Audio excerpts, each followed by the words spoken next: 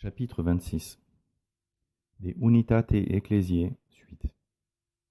Ainsi, nous avons vu que le souverain pontife Léon XIII rappelle combien l'unité de foi est indispensable à l'Église et que l'adhésion à cette foi engage le salut.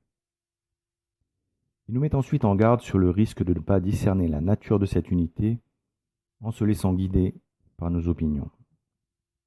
Il ne faut point juger par opinion ou par conjecture, mais d'après la science des faits. Il faut rechercher et constater quelle est l'unité de foi que Jésus-Christ a imposée à son Église. La doctrine céleste de Jésus-Christ, quoiqu'elle soit en grande partie consignée dans les livres inspirés de Dieu, si elle eût été livrée aux pensées des hommes, ne pouvait, par elle-même, unir les esprits. Il devait aisément arriver, en effet, qu'elle tombât sous le coup d'interprétations variées et différentes entre elles, et cela non seulement à cause de la profondeur et des mystères de cette doctrine, mais aussi à cause de la diversité des esprits des hommes et du trouble qui devait naître du jeu et de la lutte des passions contraires. Des différences d'interprétation naît nécessairement la diversité des sentiments. De là, des controverses, des dissensions, des querelles, telles qu'on en a vu éclater dans l'Église dès l'époque la plus rapprochée de son origine. Voici ce qu'écrit saint Irénée en parlant des hérétiques. Ils confessent les Écritures, mais ils en pervertissent l'interprétation. Et saint Augustin, l'origine des hérésies et de ces dogmes pervers qui prennent les âmes au piège et les précipitent dans l'abîme, c'est uniquement que les Écritures, qui sont bonnes, sont comprises d'une façon qui n'est pas bonne. Pour unir les esprits, pour créer et conserver l'accord des sentiments, il fallait donc nécessairement, malgré l'existence des Écritures divines, un autre principe. La sagesse divine l'exige, car Dieu n'a pu vouloir l'unité de la foi sans pourvoir, d'une façon convenable, à la conservation de cette unité, et les saintes lettres elles-mêmes indiquent clairement qu'il l'a fait. Jésus-Christ prouve par la vertu de ses miracles sa divinité et sa mission divine. Il s'emploie à parler au peuple pour l'instruire des choses du ciel, et il exige absolument qu'on ajoute une foi entière à son enseignement. Il l'exige sous la sanction de récompenses ou de peines éternelles. Tout ce qu'il ordonne, il l'ordonne avec la même autorité. Dans l'assentiment d'esprit qu'il exige, il n'accepte rien, il ne distingue rien. Ceux donc qui écoutaient Jésus, s'ils voulaient arriver au salut, avaient le devoir non seulement d'accepter en général toute sa doctrine, mais de donner un plein assentiment de l'âme à chacune des choses qu'il enseignait. Refuser en effet de croire, ne fût-ce qu'en un seul point, à Dieu qui parle, est contraire à la raison.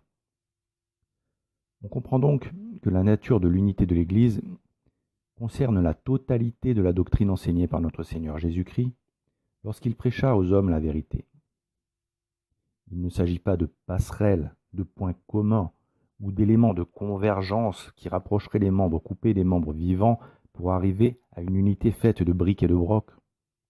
L'unité de foi comprend l'intégralité de la doctrine.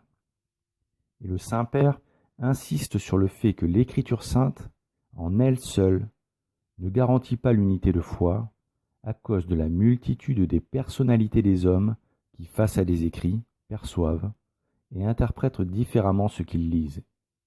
Pour guider les hommes dans ce qu'ils doivent croire, notre Seigneur Jésus-Christ a choisi de se servir de ses apôtres qui, éclairés par le Saint-Esprit, deviendraient capables de transmettre ce qu'il leur avait enseigné. Sur le point de retourner au ciel, il envoie ses apôtres, en les revêtant de la même puissance avec laquelle son Père l'a envoyé lui-même, et il leur ordonne de répandre et de semer partout sa doctrine. Toute puissance m'a été donnée dans le ciel et sur la terre. Allez donc, et enseignez toutes les nations, leur enseignant à observer tout ce que je vous ai ordonné. Seront sauvés tous ceux qui obéiront aux apôtres. Ceux qui n'obéiront pas périront. Celui qui croira et sera baptisé sera sauvé. Celui qui ne croira point sera condamné.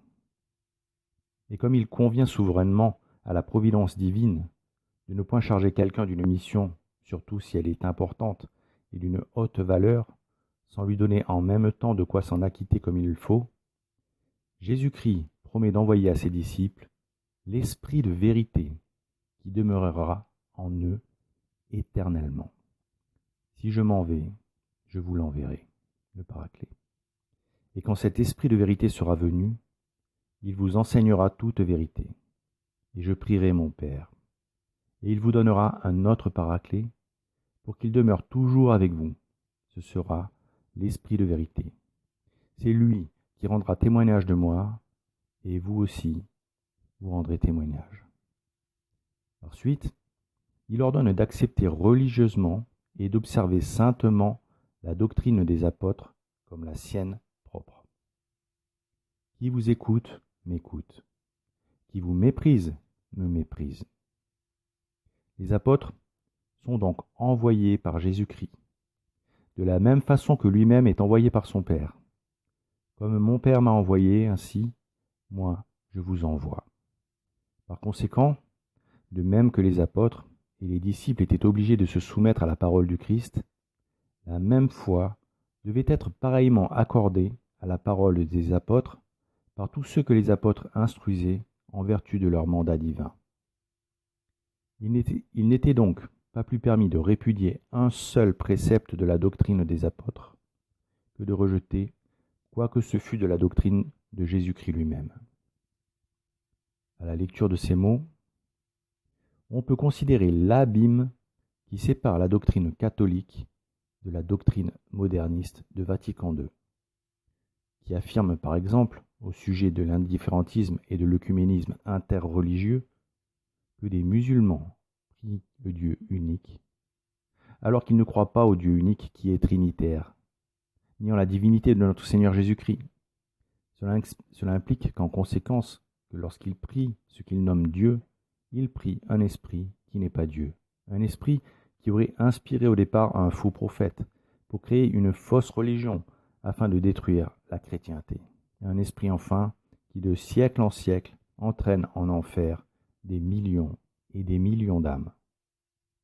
Car comme le martèle le pape Léon XIII, il n'est pas permis de répudier un seul précepte de la doctrine sans se couper du Christ et donc être en dehors de l'arche salutaire. On ne va pas au Père sans passer par le Fils. Et les musulmans ne croient pas en sa divinité. Or, croire ou ne pas croire en la divinité du Christ engage le salut. Alors, si rejeter ne serait-ce qu'un point de la doctrine de notre Seigneur Jésus-Christ entraîne la condamnation, combien plus encore le rejet de la divinité de notre Seigneur Jésus-Christ est-il fatal aux âmes abusées par le démon. Pourtant, on peut lire dans Nostra Aetate, pilier de la fausse religion de Vatican II, signé par Paul VI le 28 octobre 1965, l'Église regarde aussi avec estime les musulmans qui adorent le Dieu unique, vivant et subsistant, miséricordieux et tout-puissant, créateur du ciel et de la terre, qui a parlé aux hommes. Ils cherchent à se soumettre de tout leur âme au décret de Dieu, même s'ils sont cachés, comme s'est soumis à Dieu Abraham, auquel la foi islamique se réfère volontiers. Bien qu'ils ne reconnaissent pas Jésus comme Dieu, ils le vénèrent comme prophète. Ils honorent sa mère virginale, Marie, et parfois même l'invoquent avec piété. De plus, ils attendent le jour du jugement, où Dieu rétribuera tous les hommes après les avoir ressuscités. Aussi ont-ils en estime la vie morale, et rendent-ils un culte à Dieu, surtout par la prière, l'aumône et le jeûne. Même si au cours des siècles, de nombreuses dissensions et inimitiés se sont manifestées entre les chrétiens et les musulmans, le Saint Concile les exhorte tous à oublier le passé et à s'efforcer sincèrement à la compréhension mutuelle, ainsi qu'à protéger et à promouvoir ensemble, pour tous les hommes, la justice sociale, les valeurs morales, la paix et la liberté. Mais rappelons les mots de Léon XIII. De même que les apôtres et les disciples étaient obligés de se soumettre à la parole du Christ, la même foi devait être pareillement accordée à la parole des apôtres par tous ceux que les apôtres instruisaient en vertu de leur mandat divin. Il n'était donc plus permis de répudier un seul précepte de la doctrine des apôtres que de rejeter, quoi que ce fût, de la doctrine de Jésus-Christ lui-même. Le pape Léon XIII ne dit donc pas du tout la même chose que Paul VI.